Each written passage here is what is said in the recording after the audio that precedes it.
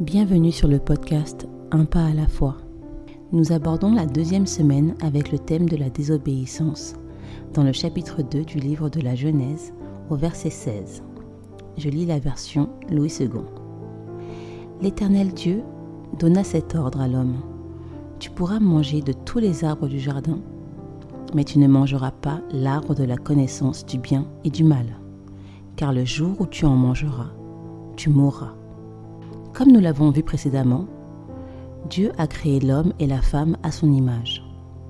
Dans le jardin d'Éden, où Dieu les avait positionnés, Adam et Ève pouvaient profiter de toutes les ressources mises à leur disposition.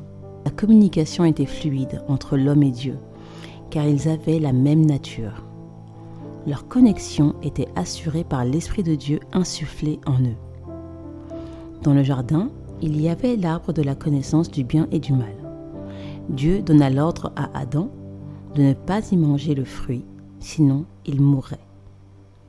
Or, lorsque le serpent a tenté Ève en la trompant, sa convoitise et son manque de connaissance envers Dieu l'a poussée à désobéir. Je dis le manque de connaissance car elle n'a pas discerné le mensonge du serpent, qui a remis en question les intentions de Dieu envers elle. Par ce questionnement, le fruit de cet arbre est devenu selon elle un besoin, alors que Dieu avait déjà pourvu à tous ses besoins. Il est important de souligner que Dieu a donné les instructions à Adam et non directement à Ève. Parfois, il y a une perte d'information dans la transmission. On aime bien accuser Ève d'avoir croqué la pomme, mais Adam était tout autant responsable. Ceci doit te pousser à chercher tes propres révélations.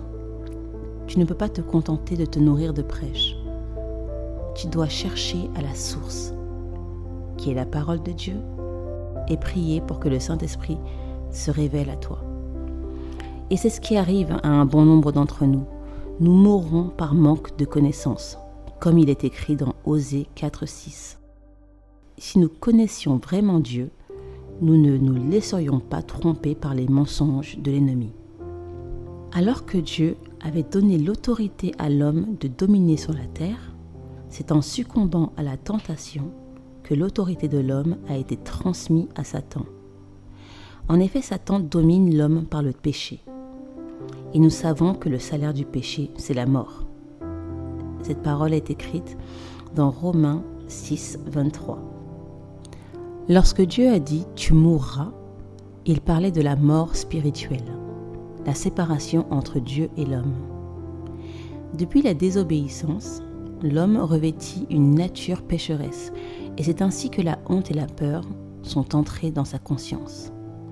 La conscience de leur péché, et c'est pour cette raison qu'ils se sont cachés. Aujourd'hui, nous vivons dans un monde déchu, et tout ce qui arrive de mauvais sont les conséquences du péché, commis de génération en génération.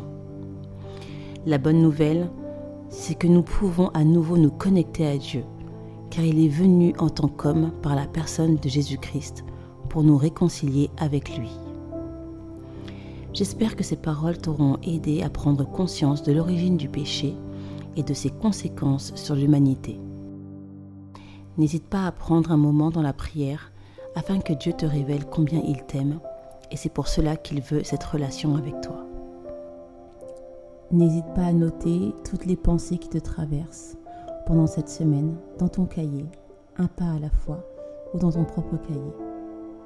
Tu verras à quel point le Seigneur peut te révéler des choses cachées. On pense parfois que ce sont nos propres paroles, nos propres pensées. Mais n'oublie pas que le Seigneur parle avec des paroles d'amour, d'encouragement, des paroles de victoire, et non des paroles de condamnation. Il a pour toi des projets de bonheur et non de malheur. Sache que ce temps passé avec lui n'est pas vain. Tu es en train de construire une nouvelle vie à ses côtés. Sois béni.